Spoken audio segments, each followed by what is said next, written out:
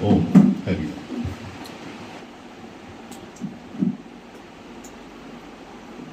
आज के सत्संग का एक एक क्षण पारवानी परिवार के लिए। आज भूधर जी पारवानी जी की पुण्यतिथि है। इस उपलक्ष्य में परिवार ने सत्संग रखा है और इस सत्संग का एक एक क्षण इस परिवार को मिले, यानी उनके संस्कारों पे ये चल रहे हैं और ये उनके प्रति अपनी कृतज्ञता दिखा रहे हैं, उनके प्रति ये सम्मान है, क्योंकि पितृपक्ष और पितरों के प्रति जो सम्मान भाव है वो सत्संग से ही दिया जा सकता है। ईश्वर इनकी सभी मनोकामना पूर्ण करे और जीवन में ये सत्संग को आधार बनाए, क्योंकि जहां सत्संग होता है, जहां सत्य का संग है, जहां लाइक माइंडेड लोग हैं जो कि परमात्मा के मार्ग पे चल पड़े हैं, वो सभी ब्रह्मचारी हैं। तो ब्रह्मचारियों का मान करना, सम्मान करना, उनकी सेवा करना, ये हजार साल की तपस्या से भी उत्तम है। जीवन में इसको अपना लें, क्योंकि जहाँ सत्संग होता है वहाँ शांति होती है, संतोष होता है, धन होता है, मर्यादाएं होती हैं, धर्मपरायण होते हैं, सदाचारी होते हैं, शीलता उनके अंदर बसती है। तो इस सत्संग को हम नमस्कार करें, बार बार प्रणाम करें। आपने कराया, ये बहुत ही उत्तम कार्य आपने अपने जीवन में किया। ईश्वर आपको बहुत बहुत कुछ दे।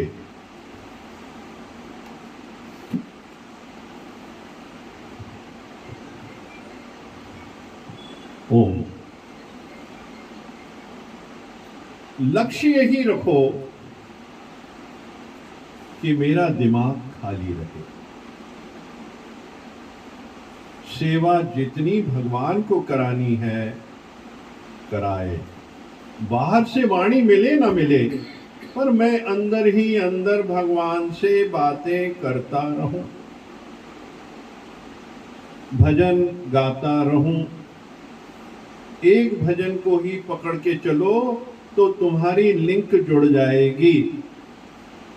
एक भजन को ही पकड़ के रखो, तुम्हारी लिंक जुड़ जाएगी।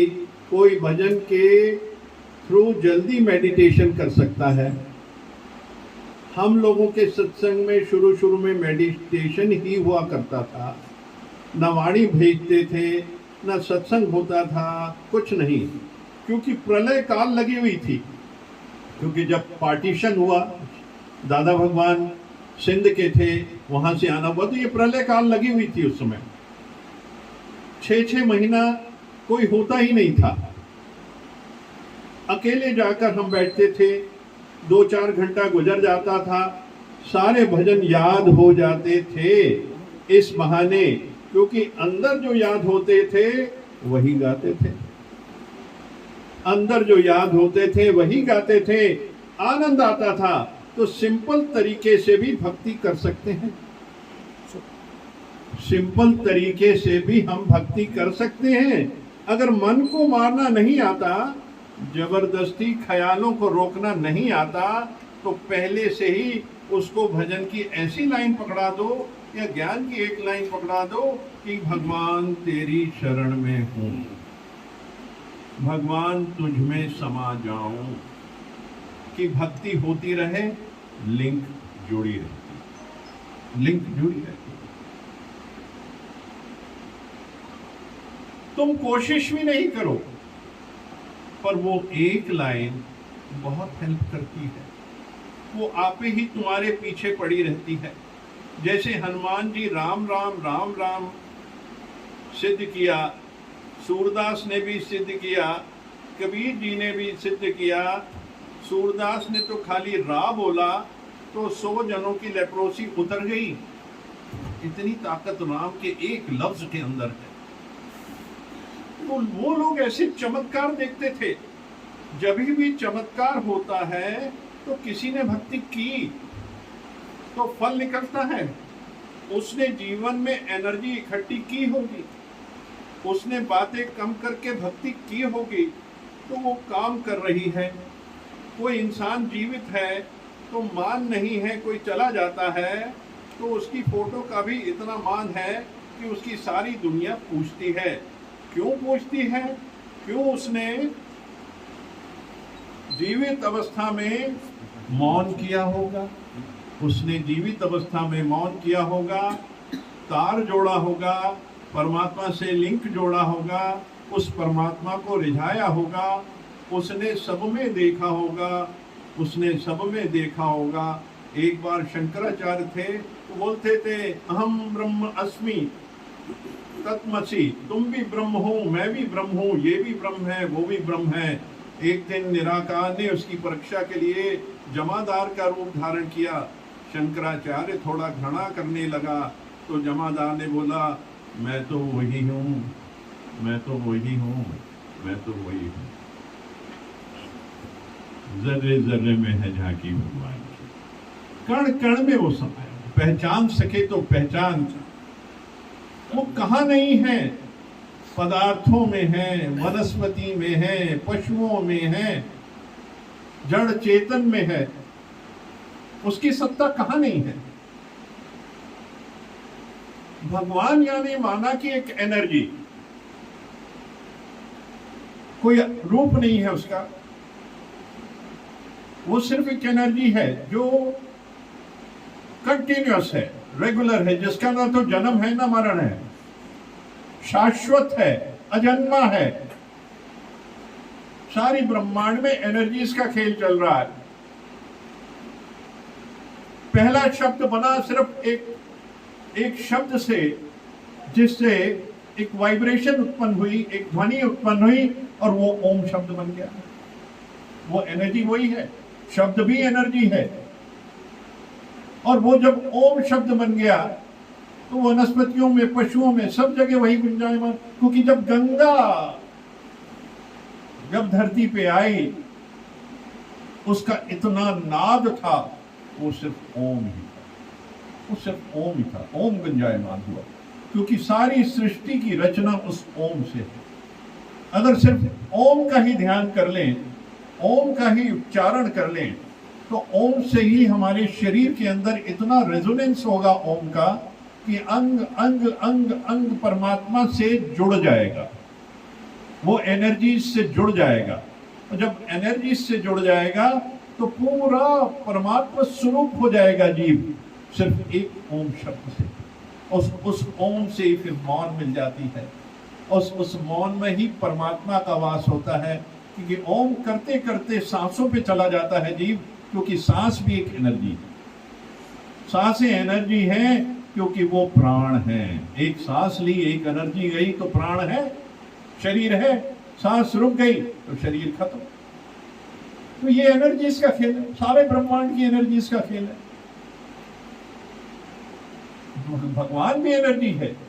कोई ऐसी चीज भगवान नहीं है कि कोई जिसका कोई रूप हो, कोई उसका कोई साकार रूप हो। ये हमारे इमेजिनेशन है, हम लोग इमेजिन करते हैं कि ये इस तरीके से होगा भगवान, क्योंकि हम करिश्मा देखना चाहते हैं। एक जीव जो है पृथ्वी पे परिवर्तन होना देखना चाहता है, तो उसके लिए परमात्मा ने, एक जीव ने ही एक रचना कर दी, एक स्वरूप की रचना कर दी, एक एनर्जी की। तो वो देख के आदमी जीवन में कम से कम एक पॉइंट पे लिंक हो जाता है, कंसंट्रेट हो जाता है, उसका ध्यान एक तरफ चला जाता है, उसका मन एक तरफ जुड़ जाता है और मन में वो परमात्मा समा जाता है। धीरे धीरे साकार से वो निराकार में पहुंच जाता है। यानी हर चीज की कीमत है, हर चीज की वैल्यू है। जो हो रहा है उसकी वैल्यू है, कर्म कांड की भी वैल्यू है।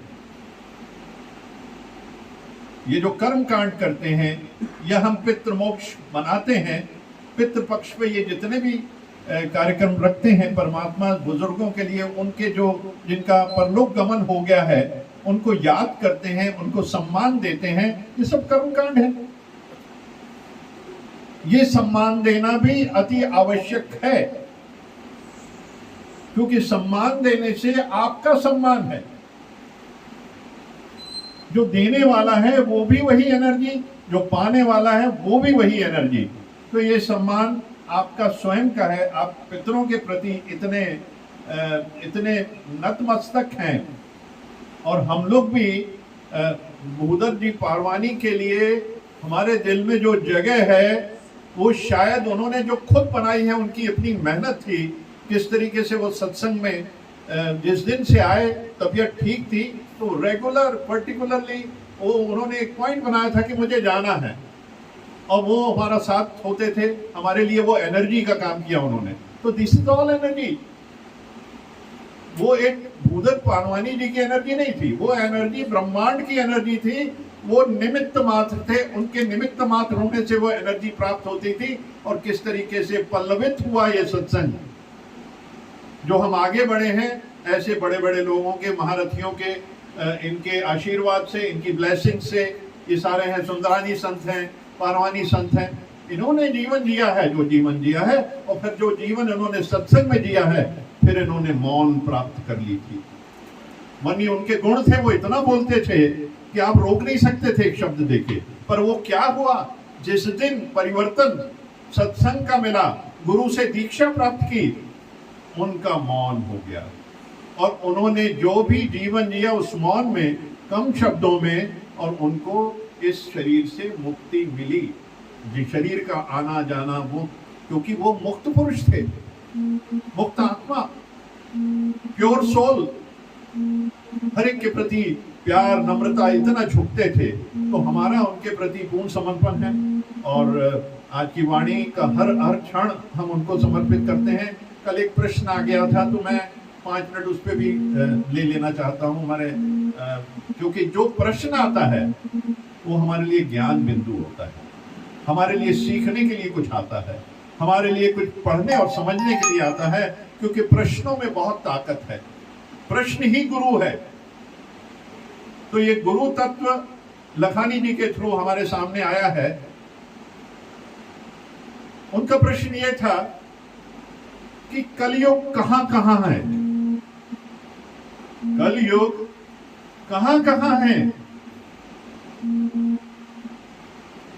बड़ा ही सुंदर प्रश्न। कलयुग कहां कहां, उसके स्थान है कलयुग के। राजा परीक्षित, जो कि अभिमन्यु और उत्तरा के सुपुत्र, उत्तरा के ऊपर ब्रह्मास्त्र का उपयोग हुआ जब वो गर्भवती थे, तो भगवान कृष्ण ने आशीर्वाद देख के उस गर्भ को फिर जीवित किया, और वो राजा परीक्षित के रूप में उनका जन्म हुआ, और उन्होंने काफी समय तक राज्य किया। वो द्वापर युग था। उस द्वापर युग में एक कली नाम का राक्षस था। कली नाम का राक्षस था। अब उसको भी स्थान देना था। वो राजा परीक्षित के पास गए तो उन्होंने उसको दिया स्थान, तुम्हें ये 4-5 स्थान हैं, तुम जहां तुम रह सकते हो। वो 5 स्थान वो आज भी मौजूद हैं।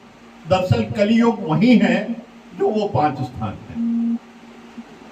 तो कलियुग में सबसे पहला जो स्थान दिया गया मांसाहारी प्रवृत्ति को, मांसाहारी, जहां मांस का सेवन होता है, जहां क्रोध होता है, जहां लोभ होता है, जहां पाप होता है, जहां वैश्यावृत्ति होती है, जहां गलत ढंग से धन को कमाया जाता है, यानी उसको सोना कहा गया, जो गलत ढंग से कमाई होती है। मुकुट के ऊपर उन्होंने कली राक्षस को एक स्थान दिया, अपना मुकुट सोने का था, उसके ऊपर दिया, क्योंकि गलत ढंग से लोग पैसा लेके सोने में ही परिवर्तित करते हैं, तो उसको एक स्थान वो दिया। तो ये कलियुग वो कलियुग है, इन 5 स्थानों पे आज भी मौजूद है। और इसका जो समय दिया गया है 4,32,000 साल। कलियुग को जो समय सीमा है 4,32,000 साल है, जिसमें से अभी तक सिर्फ 5,219 साल गुजारे हैं, और बाकी आज भी उसका इंतजार करना है। अगर इन स्थानों को अगर हम छोड़ देंगे, इन स्थानों की तरफ से हमारा ध्यान हट जाएगा, तो हमारे लिए तो सतयुग आज ही है, सतयुग दूर नहीं है, वो हर जीव के अंदर है। बस इस 5 स्थानों से अपने आप को दूर जो कर लेगा, सतयुग आ गया। वरना उसको 4,32,000 में से 5,000 साल निकले हैं, यानी कितने 12 5 गया 27, 4,27,000 साल और ऐसे ही गुजारने पड़ेंगे हेरा फेरी के अंदर, हेरा फेरी के अंदर। तो इससे बचो। यही कलयुग की परिभाषा है, यही कलयुग है। वो कलयुग राक्षस है, कली राक्षस था, तो इसको कलयुग दिया गया, तो उसको स्थान दिए गए। तो ये पूर्ण रूपेण से कलयुग की अगर डेफिनेशन क्लियर हो गई हो आपको, और मुझे भी हो गई, क्योंकि संत ने एक प्रश्न किया तो उसको समझना बहुत जरूरी होता है। और ऐसी प्रश्न हम लोग करें, ये ज्ञान चर्चा है, दरअसल अनुभव के ज्ञान है हमको यहाँ पे, हमें सारा ज्ञान को समझना है। जैसे ओम का समझा हमने, मन की समझी स्थिति कि मन में हमेशा एक बिठा दो परमात्मा को, एक झुंझुना उसका पकड़ा दो उसको, ताकि वो अपनी सीढ़ी से ना उतर पाए। एक शब्द भगवान मैं तुझ में समा जाऊं, अगर मुझसे भक्ति और नहीं बनती, मैं और कुछ तरीके अपना नहीं सकते, भक्ति का सबसे सरल मार्ग है उस परमात्मा का नाम। तुलसीदास जी ने रा किया और वो देखिए 100 लोगों की लेप्रोसी चली गई, बीमारी खत्म हो गई। उस नाम में ही कितनी ताकत, राम के नाम में ही, उसके आधे नाम में ही इतनी शक्ति है कि वो देखे किस तरीके से लेप्रोसी, यानी उसको सफेद दाग, कोड़ कुछ, हाँ, कुष्ठ रोग जो है वो उसकी खत्म हो गया। तो इतनी पावर है, यानी वो एनर्जीज हैं। राम की भी एनर्जी है, उस नाम में भी एनर्जी है, राम में एनर्जी है, माँ में एनर्जी है, राम में एनर्जी है। तो ये सारी एनर्जीज ही हैं। तो हमने जिस एनर्जी को जागृत कर दिया, हर जीव के अंदर है, सिर्फ जागृत करनी है। तो आप स्वयं राम हैं, आप स्वयं कृष्ण हैं, स्वयं नानक हैं, स्वयं बुद्ध हैं, आप सब कोई देवता हैं, परमेश्वर हैं, परमात्मा हैं, ईश्वर हैं। आप जो नाम दे देंगे आप स्वयं ही हैं, आप ही पूर्ण हैं, आप ही पूर्ण हैं। ओम।